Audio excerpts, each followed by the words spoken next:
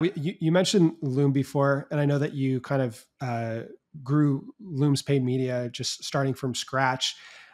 So what did that look like? What did going from zero to launching and scaling that at Loom look like? It's kind of wild because I joined Loom after their Series C funding round. And like until then, they really hadn't done any performance, any paid, any SEO, but they grew like crazy because their like product, like viral loop was just so tight and so good of record a Loom, send a Loom, that person watches it, they sign up to do it, was just so tightly in. They didn't need someone like me until post Series C. So like my interview process was basically like go through our website, go through Loom's current paid media campaigns because they were using an agency who was not that great.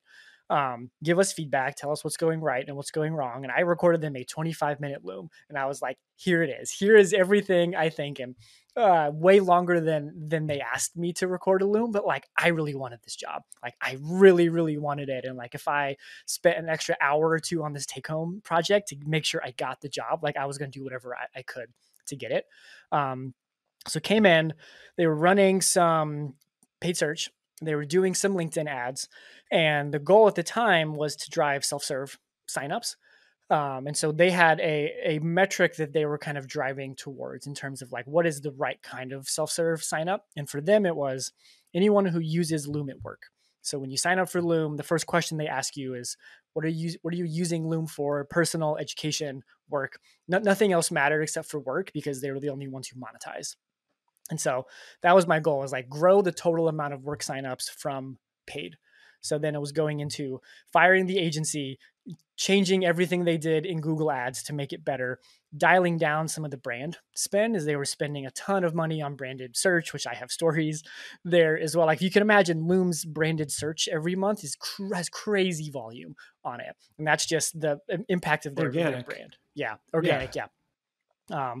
And so as kind of like my approach was, look, I'm one person. Our marketing team at the time was like 10 people, and like product marketing was in the marketing team as well. So, some resources financially, but not a lot of other resources from like web development standpoint. So I was like kind of not on my own, but like I really needed to self-serve some stuff. And so I came in and my approach was, I'm going to go channel by channel, either start it if it doesn't exist or optimize it, grow it, and then find someone to take it over, scale it while I move on to the next thing. So I kind of came in, fixed their paid search campaigns, found a new agency to help kind of manage that in the background. Then I moved to their affiliate program, launched Loom's affiliate program, which we called their creator program, which like bucketed affiliates and influencers kind of like all in one, hired someone to manage that. And then we moved on to like website optimization and conversion rate management, because that was like becoming a bottleneck for us if we can improve conversion rates. So anyway, like my strategy was to go channel by channel, like start or optimize, and then kind of hire someone or backfill for it later, and eventually got my way to SEO and LinkedIn, and then left Loom earlier this year in January. That's great stuff. And a lot of times when one of my kind of principles with optimizing a media mix is just to start with low hanging fruit. Like what is the thing that you can fix immediately that has kind of that is more simple to do that will immediately impact the business. And if you're live in a channel that is not performing, you optimize that before going over the new thing. Similarly, going from 0 to 1, it's like, I personally think that you should start with trying to capture the highest intent first, because that's where you're going to get the most efficiency. So it sounds like there were kind of a couple of different categories of the ways that you helped Loom. Want to double click into a couple of them. So let's start with maybe paid search. What did that look like, going in and optimizing that?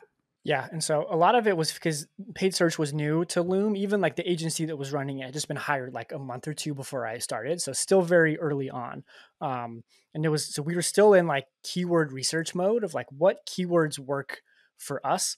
And for Loom, this is not a shocker, but like any combination of screen recorder keywords, like screen recorder for Chrome, for Mac, for whatever, like was just, that was the money, and still is the money keywords there. And so it's figuring out like, how do we get more of those. Like what's the amount, what for one, what keywords should we bid on? So that was kind of like the answer. It was like, okay, let's just pare everything down to just screen recorder. And so we like paused everything else besides that. Then it was like, okay, we have the keywords.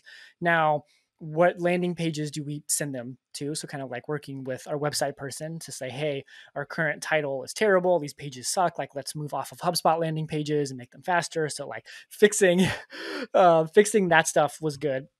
And then we didn't even honestly know how much we should pay for these people, because this was so new of having any kind of like paid CAC at all, because everything was organic before that. So it was actually a lot of internal meetings, and they had a great data science team and a great data foundation there, which I think is key for us performance marketers to be successful. Is if I don't have access to dashboards, reports, or a very smart objective data scientist who can tell me like what is right and what is wrong, then like I just won't be as good. So it was kind of that process of keywords, landing pages, what do we bid? What's the LTV? And we had to do some funky math of like projecting LTV out by 3 years, like based on a couple of months of data, which that was kludgy. And like, I couldn't do that by myself. And so like Sure. having an expert who owns that number, and when you're in a meeting with a head of product and a head of marketing and like a COO, to have like a data science person say, hey, this is the LTV, carries more weight than if I'm the marketer trying to like calculate that myself. So grateful to have that. And then just like a lot of optimization. Like that was kind of the easy part, was the first couple of changes of like getting things rolling. Then the next month we had, performance targets went up as they do every month, every quarter. So like figuring out like, okay, how do I hit this new number? The number was both signups and revenue. So figuring out like what that is. We mixed some paid brand spend back in there too. But like our approach, once we locked down the screen recorder keywords, was to go after the highest intent, most bottom of the funnel people. And for us, that was like alternatives, comparisons, competitor type of stuff. So I was all over like Loom versus Vidyard, Loom versus whoever, Loom alternatives, and making pages and stuff for that. Cause I agree with you of like, I wanted a win. I wanted a quick win, and those people are already in market about to buy. And so that was who we went after.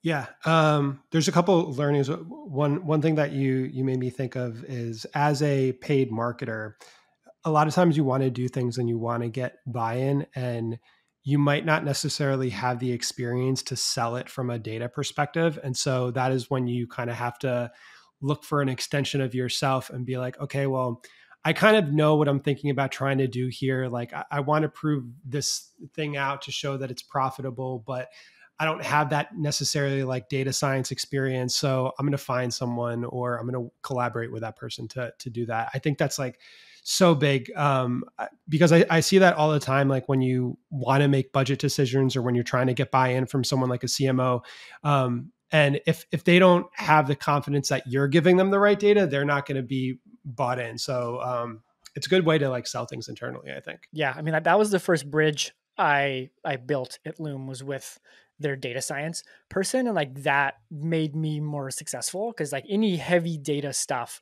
I would send to him, and he was great. Like I'd ask him a question, he would send me a Notion doc of his analysis and then record a Loom on top of it, which was amazing because he left before I did, and like we could reference all of these like artifacts after he was gone and keep the learnings there. But that was key. Like one of the best managers I've had told me that succeeding in your career is like 50% of what you do, and then 50% of how confident other people are in the work you're doing. Like regardless of whether it's good or not, like if someone is confident that you're doing the right thing, there'll be less eyeballs, less questions, less like Eye of Sauron kind of stuff. And it's everything to have that confidence, and you have to build that internally, which I think is harder to do that for me than the paid media campaigns. The knob tweaking is kind of the easy part. It's the like internal political stuff that has always been really hard. Yeah, definitely not easy. And I will say internal documentation is so big. We're really big at Confluence. We just have a Confluence page for literally everything. But I was listening to a Tim Ferriss interviewed someone recently talking about, basically, I think it was either Loom or another video recording software, that they have Looms for everything. And that they have, their SOPs are basically Looms. And sometimes I'm reminded of this, and then I go back into my world and I don't use it as much. But I feel like if I sat down and was like, what can I use and like use Loom for, there's probably so much application. Just in terms of just sharing things with like, I work with an associate and maybe, you know, helping her get set up with some campaign stuff. Just record a Loom. Super easy. Yeah, that stuff and like weekly updates, Loom is great for. To build confidence, you have to tell people what's going on so they know what's going on. And like a weekly 5-minute Loom of like, here's this week's paid media update. We're trending above, below, Google's crushing it, LinkedIn, whatever your details are, like short, crisp, 3 to 5 minutes max is great. Will do wonders to your like confidence and ability to build bridges internally. Is spoken as a now ex former Loom employee. Like it's great at that. And people use that all the time for it.